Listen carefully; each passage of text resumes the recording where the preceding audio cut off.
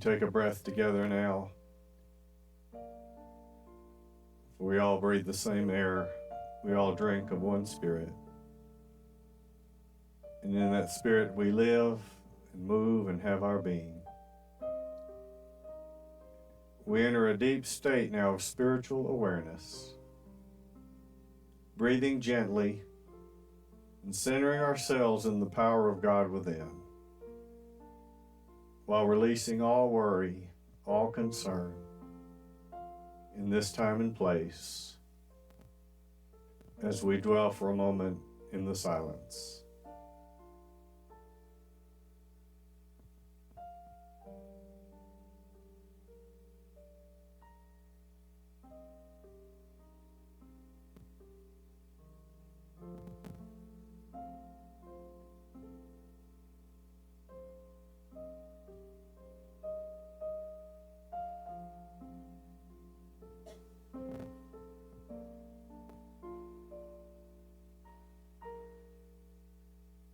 We are immersed in the divine presence.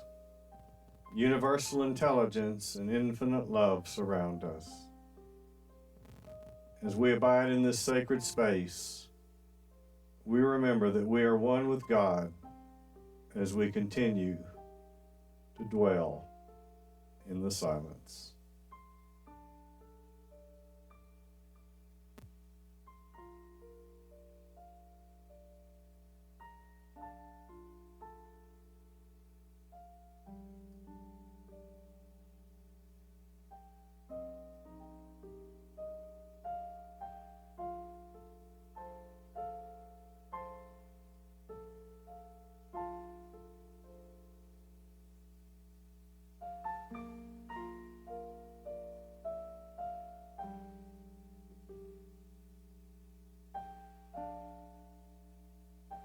We recognize the reality of the kingdom of God within ourselves, a kingdom with only one subject, our own consciousness.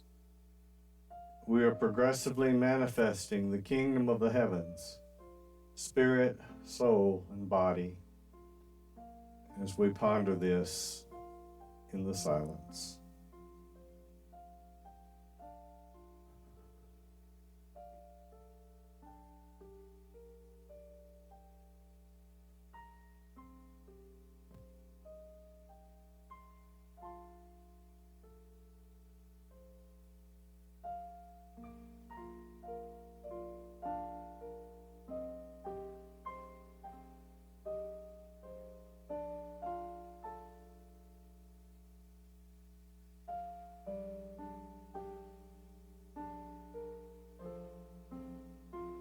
We rejoice in this journey, a journey to Zion, the place of ruling and reigning in life. Our hearts beat in the rhythm of spirit. We sense universal energy pulsing in every fiber of our being as we abide in the silence.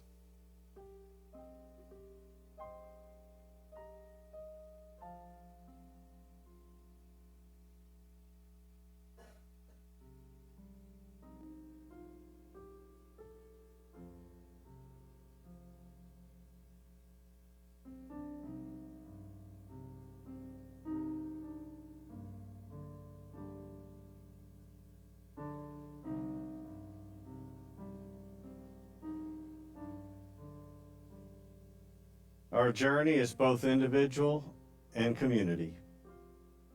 There are things we must face alone, and there are others that we cannot do by ourselves.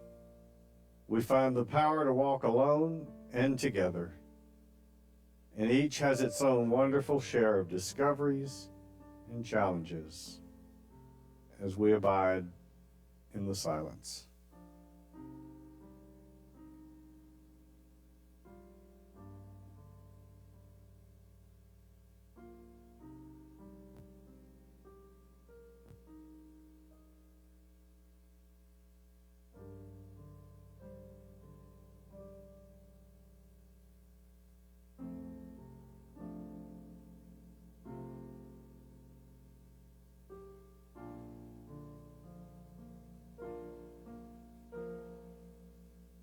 As we conclude this meditation, we are mindful of how far we have come and look forward to all that yet awaits us.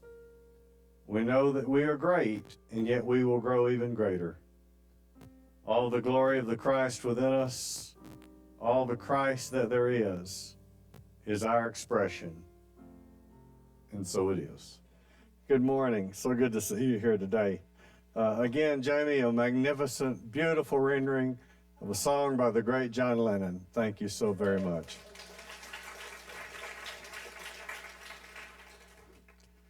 Well, good morning to you. Appreciate you coming today. I was wondering how many have seen the Jason Bourne movies? Oh, a lot of us. That's cool. I love the Jason Bourne stories. Matt Damon said Jason Bourne saved his acting career. Said it was really lagging before he became that character. And then he, catapulted. But they're great stories. Jason Bourne, of course, a fictional character created by Robert Ludlum in books and film. The first film, The Bourne Identity, which started all, is the intriguing story of what it's like when you forget who you are.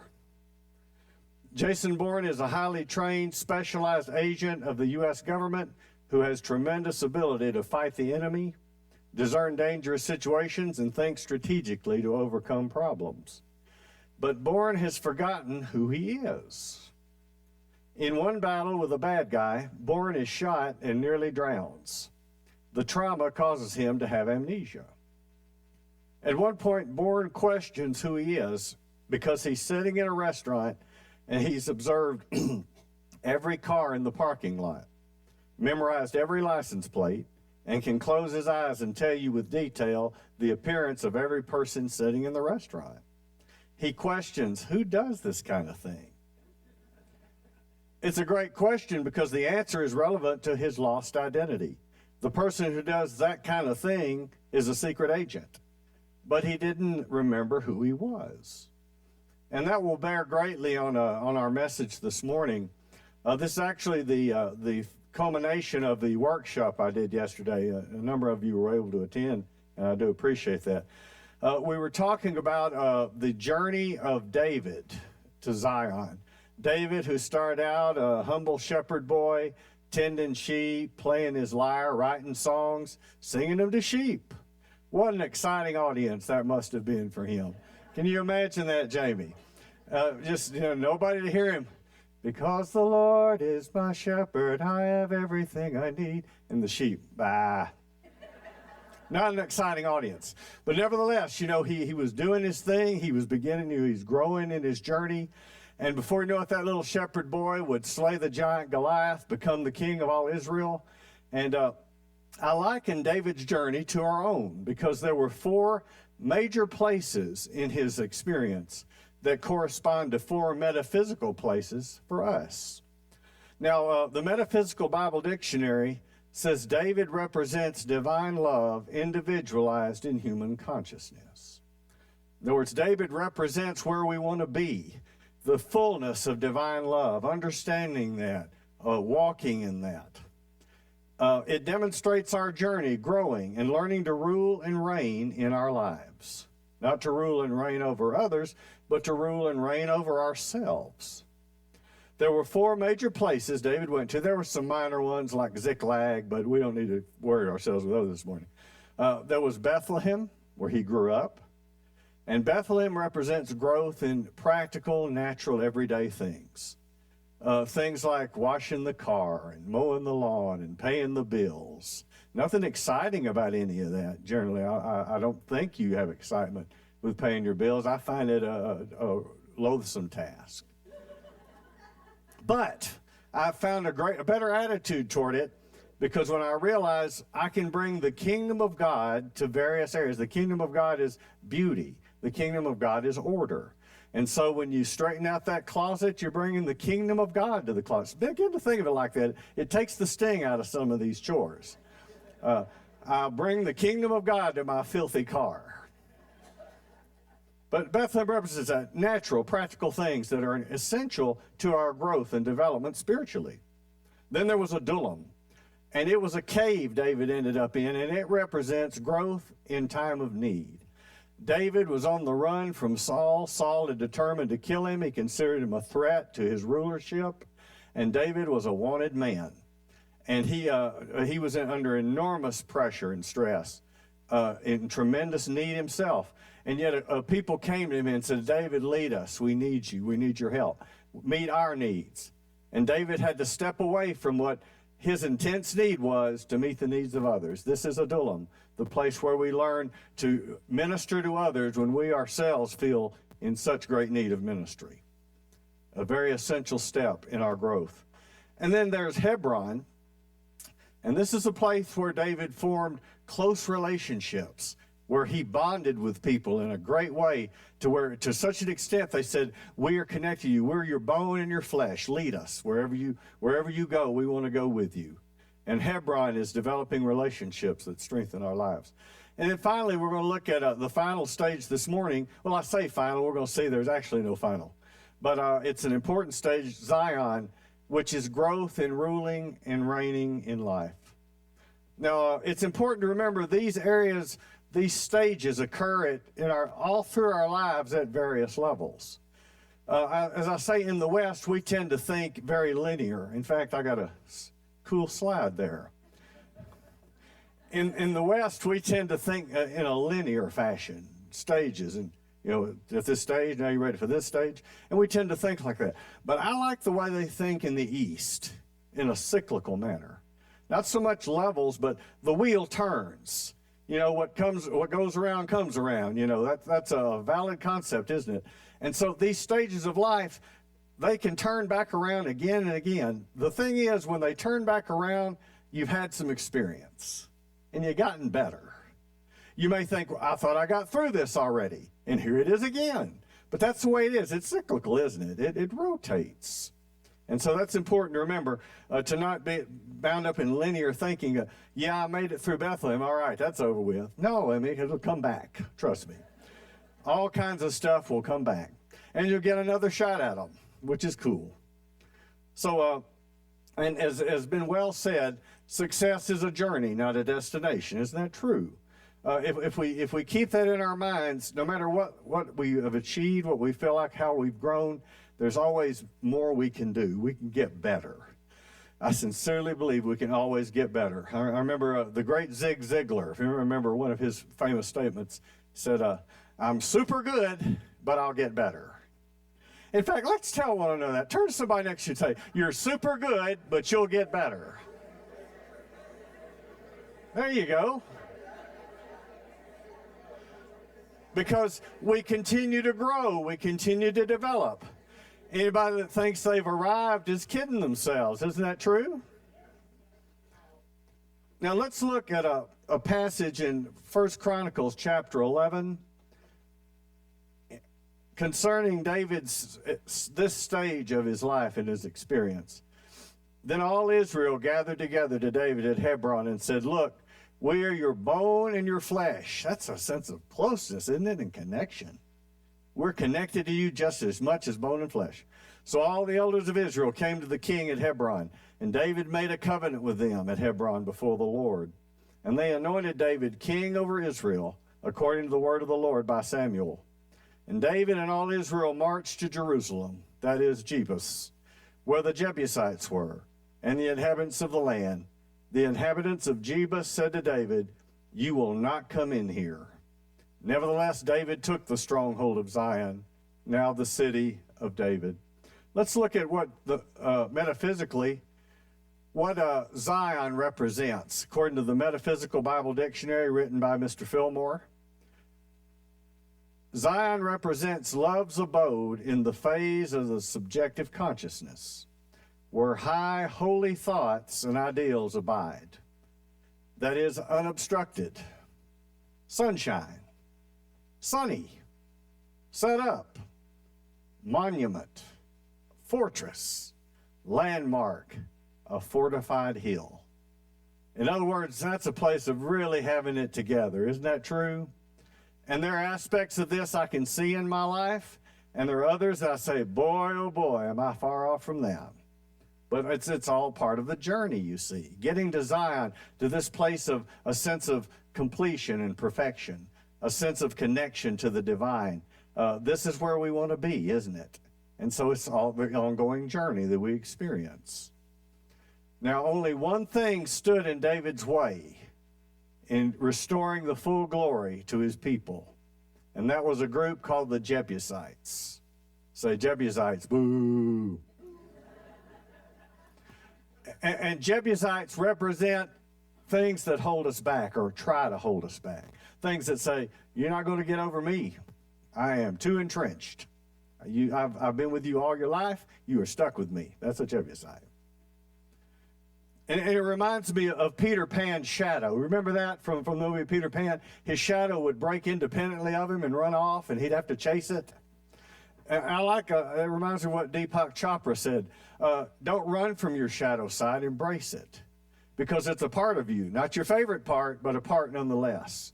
We got to catch that shadow, get a hold of it, and say, listen, you're going to settle down. That's enough of that. That's a Jebusite, you see. We got to take them down, and they say you're not going to do it. But we say otherwise.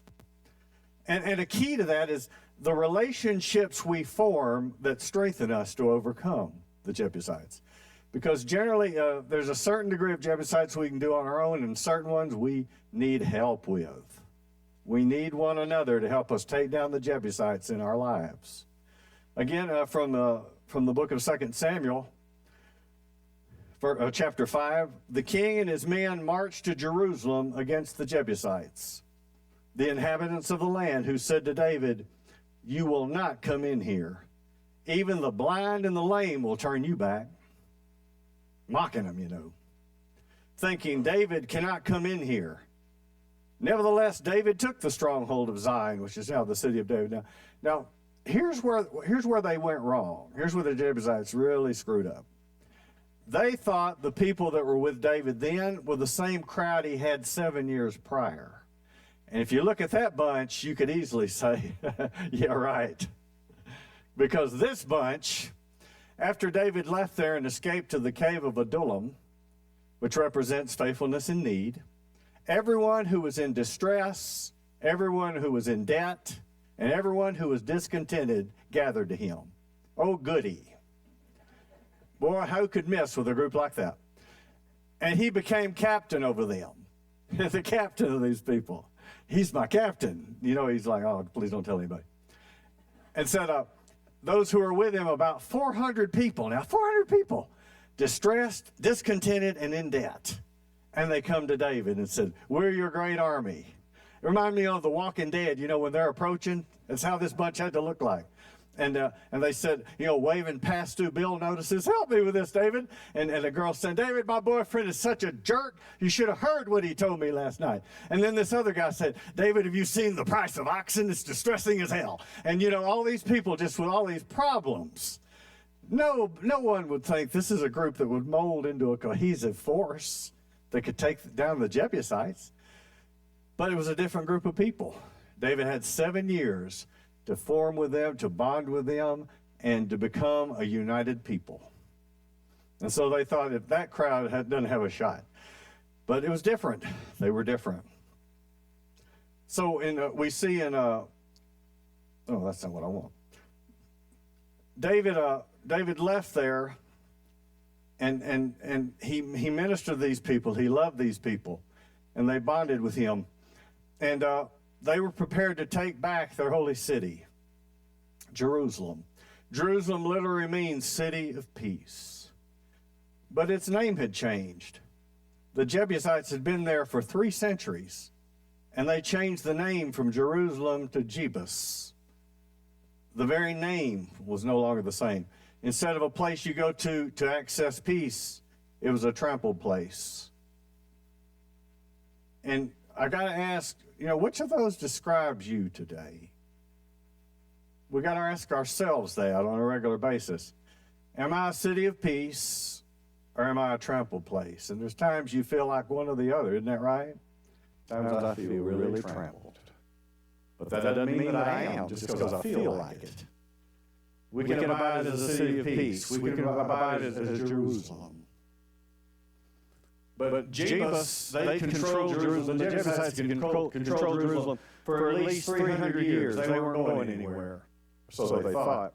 The city had lost its name and its identity, just like Jason Bourne had lost a sense of who he was. The inhabitants of the city had no sense of the identity with peace, with the divine. How many know life can rob people of their true name and identity, can it? There are people that have been given names that they feel like they can never shake off. Maybe they were given these names by people they loved and trusted. You're a failure. You're incompetent. You're a loser. You're a weakling. They've been given these names, and some people think that's me, that's who I am. But that's not your identity. That's none of our identity. That's not your true name, and it never will be. We need to claim what God says about us, who and what we are, a divine people, connected to the energy of love. We need to think like Isaiah said. Those who wait for the Lord shall renew their strength.